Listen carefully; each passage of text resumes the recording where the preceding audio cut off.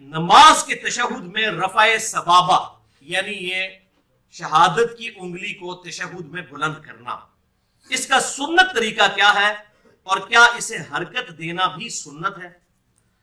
تو بھائیو اس حوالے سے صحیح مسلم میں اوپر تلے 6 احادیث موجود ہیں انٹرنیشنل نمبر کے مطابق 1307 سے لے کر 1312 تک، اور مشکات میں 906 سے لے کر 908 تک 2 صحابہ سے، ابن عمر اور ابن زبیر رضی اللہ تعالی عنہما، ان سے کہ نبی صلی اللہ علیہ وسلم جب بھی نماز میں تشہد میں بیٹھا کرتے تھے تو بیٹھتے ہی آپ صلی اللہ علیہ وسلم اپنی یہ درمیان کی انگلی اور انگوٹھے کا حلقہ بنا لیا کرتے تھے یوں، اور یہ 2 انگلیاں بند کر کے۔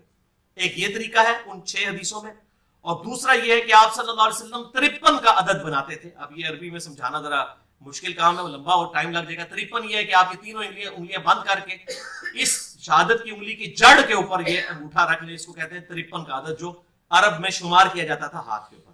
یہ دونوں طریقے سنت ہے، یہ بھی اور یہ بھی، یہ دونوں صحیح مسلم میں نے نمبر بتا دیے۔ اور پھر آپ صلی اللہ علیہ وسلم تشہد میں بیٹھتے ہی یہ کر لیا کرتے تھے۔ اس سے یہ بات پتہ چلی کہ یہ بالکل باطل بات ہے کہ اشہد ان لا الہ الا اللہ پہ اٹھانی ہے، اشہد ان لا پہ اٹھانی ہے اور الا اللہ پہ گرانی ہے، یہ کسی ضعیف حدیث میں بھی نہیں ہے، صحیح تو چھوڑ دیں۔ بیٹھتے ہی آپ صلی اللہ علیہ وسلم یہ کام کیا کرتے تھے، اور اس حوالے سے جو فقہ حنفی کے بعض علماء کا یہ موقف ہے، سب کا نہیں لیکن بعض علماء کا یہ موقف ہے کہ یہ تشہد میں انگلی اٹھانا حرام ہے۔ دیکھیں، اور یہ پھر اپنے بابوں کے ایسے فالوور ہیں کہ شیخ احمد سرہندی، جنہیں مجدد الافسانی لوگ کہتے ہیں، المتوفا 1036 ہجری، انہوں نے باقاعدہ حرام کا فتویٰ لکھا ہے۔ اور یہاں پہ بھی جتنے نقشبندی مجددی ہیں نا، یہ تشہد میں انگلی نہیں اٹھاتے ہیں، بابا جی کو فالو کر رہے ہیں۔ اور پھر بریلوی مطبع فکر میں ہی غلام رسول سعیدی صاحب، اللہ تعالیٰ ان کی غلطیاں معاف فرمائے، میرے استادوں میں سے ہیں، دنیا سے جا چکے ہیں، اللہ تعالیٰ ان کو نیک کاموں کا اجر دے اور غلطیوں سے جو ہے وہ درگزر فرمائے۔ انہوں نے باقاعدہ پھر تقریباً 40 صفحوں پر مجدد الافسانی المعروف شیخ احمد سرہندی کا رد لکھا ہے شرح صحیح مسلم میں کہ ان کا عقیدہ بالکل باطل ہے۔ تو یہ بریلوی مطبع فکر کے سمجھ لیں اس دور کے سب سے بڑے محدث غلام رسول سعیدی صاحب جو حال ہی میں فوت ہوئے ہیں، انہوں نے رد شرح صحیح مسلم میں شیخ احمد سرہندی کا لکھا ہے۔ تو وہ کہتے ہیں انگلی اٹھانا ہی حرام ہے۔ اب رہا مسئلہ انگلی سے، یہ تو ہو گیا انگلی کا اشارہ کرنا، یوں کرنا یا یوں کرنا تشہد میں، یہ تو اشارہ ہوا۔ اب دوسری چیز ہے انگلی کو حرکت دینا، یہ الگ سے چیز ہے۔ مسلم شریف میں حرکت کا ذکر نہیں، صرف اشارے کا ذکر ہے۔ تو اس میں یہ بات امپلائیڈ ہے کہ ابن زبیر اور ابن عمر رضی اللہ تعالی عنہما نے آپ صلی اللہ علیہ وسلم کو تشہد میں اس وقت آبزرو کیا ہے کہ آپ نے صرف انگلی سے اشارہ کیا ہوا تھا، ہلا نہیں رہے تھے، یہی مطلب نکلا، ورنہ وہ کہتے کہ ہلا بھی رہے تھے۔ اس کا مطلب ہے تشہد میں کچھ ایسا پیریڈ بھی ہے جس میں آپ نے نہیں ہلانی اور کچھ دیر کے بعد ہلانی ہے، یہ صحیح مسلم میں امپلائیڈ ہو گیا۔ اور وہ وقت کیا ہے؟ سنن ابی داؤد میں 957 نمبر، سنن نسائی میں 890 نمبر اور مشکات میں 911 نمبر حدیث ہے۔ وائل بن حجر رضی اللہ تعالیٰ عنہ کہتے ہیں کہ میں نے نبی صلی اللہ علیہ وسلم کو دیکھا کہ آپ جب تشہد بیٹھتے تو یہ درمیانی انگلی اور انگوٹھے کا حلقہ بنا لیتے، اور آپ صلی اللہ علیہ وسلم یحرکھا ویدعو بھا، اس کو حرکت دیتے اور دعا اس کے ساتھ مانگتے، اور دعا آتی ہے درود شریف کے بعد، یعنی دعا کی حالت میں اسے ہلاتے تھے۔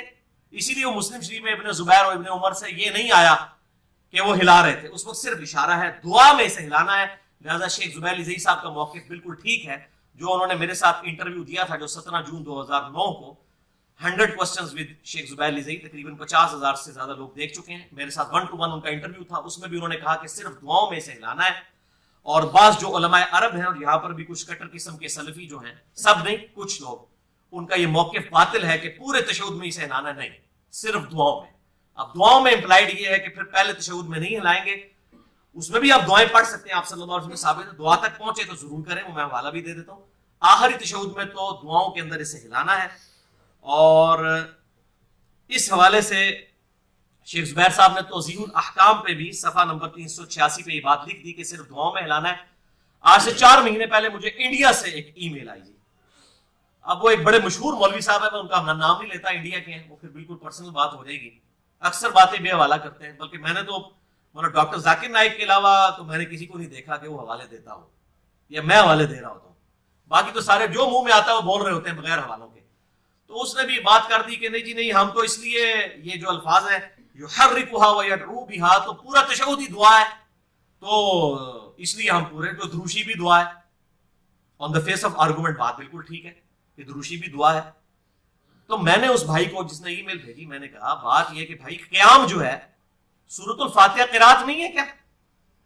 है, लेकिन जब हम क़याम की बात करते हैं हम कहते हैं क़याम तीन चीजों का मजमूआ है, सना का जिसे हम दुआ इस्तिफ्ताह कहते हैं, सूरतुल फातिहा और फिर क़िराअत। हालांकि फातिहा भी क़िराअत है लेकिन हम 3 हिस्सों में डिवाइड करते हैं। इसी तरीके से तशहुद जो है ये 3 हिस्सों का मजमूआ है, अल्लाह की हम्द, दुरूद शरीफ और दुआ। वो कहता है जी दलील पेश करें। मैंने कहा दलील में पेश कर देता हूं, फिर देखते हैं आप मानते हैं कि नहीं मानते। फिर वही हुआ कि आज 4 महीने गुजर के मानने से इनकार कर दिया। तो मुनकरीन हदीस सिर्फ बरेलवी देवबंदियों नहीं, अहले हदीस में भी मौजूद है। अपने बुजुर्ग बापों को छोड़ना बड़ा मुश्किल काम होता है।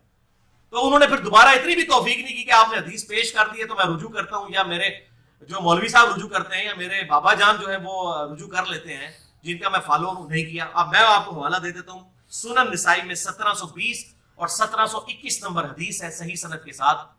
शेख अलबानी, शेख जुबैर लिज़ई रहमहुल्लाह दोनों इसे सही कहते हैं। 9 वित्र पढ़ने का तरीका 2 सलाम, 1 सलाम और 2 तशहुद के साथ अम्मा आयशा ने रवायत किया रज़ियल्लाहु ताला अन्हा। इस हदीस में आता है कि नबी सल्लल्लाहु अलैहि वसल्लम जब 9 रकत वित्र 1 सलाम के साथ, मुराद 1 दफा सलाम, अगले दिन एक ईमेल आ गई आप 1 सलाम कह रहे हो तो मुराद सिर्फ 2 तरफ फैलना है। इस हालत तक भी लोगों की होना आदत होती है। तो मैं तां पे कहना है इस्लाम से मुराद ये कि 2 दफा सलाम नहीं फेरना, 1 दफा दोनों तरफ सलाम फेरना है। हर तरह की मखलूक है अल्लाह की, मतलब क्रिटिसाइज नहीं कर रहे, लेकिन लोगों को सोचने का वो चश्मा डिफरेंट होते हैं। हर बंदे का इंटेलेक्चुअल लेवल एक नहीं होता। तो 1 सलाम और 2 तशहुद के साथ 9 वित्र, सुनन निसाई 1720 और 1721।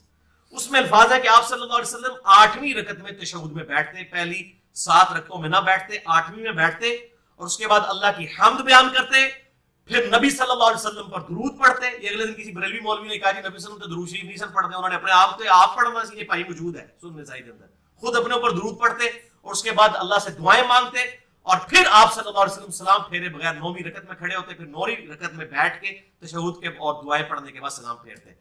इसमें मैंने बताया कि देख लो 3 डिवीजन आ गई हैं, अल्लाह की हम्द, दुरूद शरीफ और दुआ। अब मैंने क्लियर कर दिया, दलील दे दी, और क्या करिए, उठे लटक जाइए, और तो इससे ज्यादा कुछ नहीं करते। लेकिन वो फिर मानने से इनकार किया और फिर उसने रुजू नहीं किया। पल यह है कि वो शर्मिंदा होकर भाग जरूर गए, उसके बाद उन्होंने बात नहीं इस मौजू के ऊपर की। हालांकि कहना चाहिए था, जितने वो तमकनत के साथ गरजे थे तो आप फिर हक बात को कबूल भी करते और सही अहले हदीस होने का सबूत देते। गैर मुकल्लिद होने का नहीं, फिर कहते हैं हमें गालियां देते हैं गैर मुकल्लिद। तो भाई मेरे जो है हदीस को नहीं मानता फिर वो गैर मुकल्लिद ही कहलाएगा ना, बल्कि हमें तो मुनकरीन हदीस कहना चाहिए ऐसे लोगों को। और मैं सबसे ज्यादा मोहब्बत अहले सुन्नत और अहले तशय्युह के तमाम जितने भी गुरोह हैं, बरेलवी, देवबंदी, अहले हदीस, हनफी, शाफी, मालकी, हम्बली, या इतना अशरी हो अहले तशय्युह में या ज़ैदिया हो, सबसे ज्यादा मोहब्बत अहले हदीस के साथ करता हूं, क्योंकि उन्हें जब हदीस पता चलती है वो बात कबूल कर लेते हैं। लेकिन अगर वो नहीं कबूल करता फिर सबसे ज्यादा गुस्सा भी उन पे होगा, इसलिए कि भाई आपका तो दावा था, बाकियों का तो दावा बुजुर्ग बापों का है, आप तो बुजुर्ग बापों के पुजारी नहीं थे, तो आप भी जब हदीस नहीं मानेंगे तो आप पे तो गुस्सा आएगा। तो आप लाइक स्टूडेंट के ऊपर ही गुस्सा ज्यादा होता है ना टीचर का।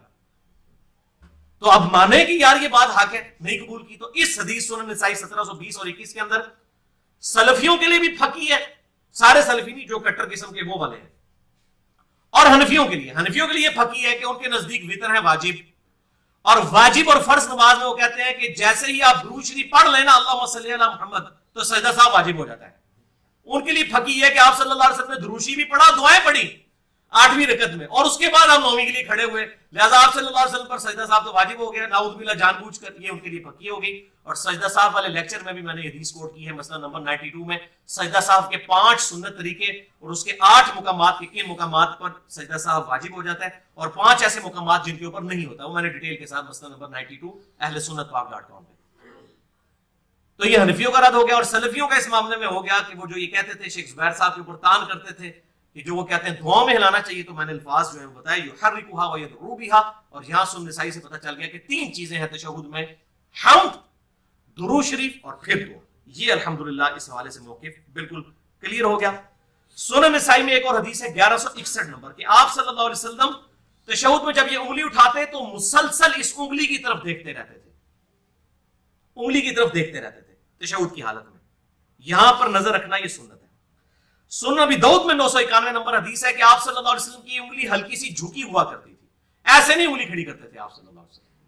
अच्छा, आप वो 53 का आदत बनाए, उसमें तो ऑटोमेटिकली झुक जाती है, इस तरह करने में ये ऐसे रहती है, इसको हल्का सा झुका के रखना है। सुनन अबी दाऊद 991 नंबर। और मुस्नद इमाम अहमद में जिल्द 2 सफा 119 पर इंटरनेशनल नंबर के मुताबिक 6000 नंबर हदीस है, और मिशकात में 917 नंबर है कि नबी सल्लल्लाहु अलैहि वसल्लम रफ़ाए सबाबा के बारे में फरमाते, यानी शहादत की उंगली को बुलंद करना, फरमाया करते कि ये उंगली शैतान पर लोहे से भी ज्यादा सख्त है। ये गवाही देना, इस उंगली के साथ गवाही देना लोहे से ज्यादा सख्त है शैतान के ऊपर, अल्हम्दुलिल्लाह। लिहाजा ये जो है इस सुन्नत से महरूम नहीं होना चाहिए। अब दो बातें और कि हनफी एक दलील पेश करते हैं सुनन अबी दाऊद से, इंटरनेशनल नंबर के मुताबिक 989 नंबर हदीस है, 999 एक कम दफे। उसमें अल्फाज है कि आप सल्लल्लाहु अलैहि वसल्लम उंगली तो उठाते थे लेकिन इसे हरकत नहीं देते थे, लेकिन वो रवायत मरदूद है, उसमें मोहम्मद बिन इजलान मुदल्लिस है और अन से रवायत कर रहे हैं और समा की तसरीह मौजूद नहीं है।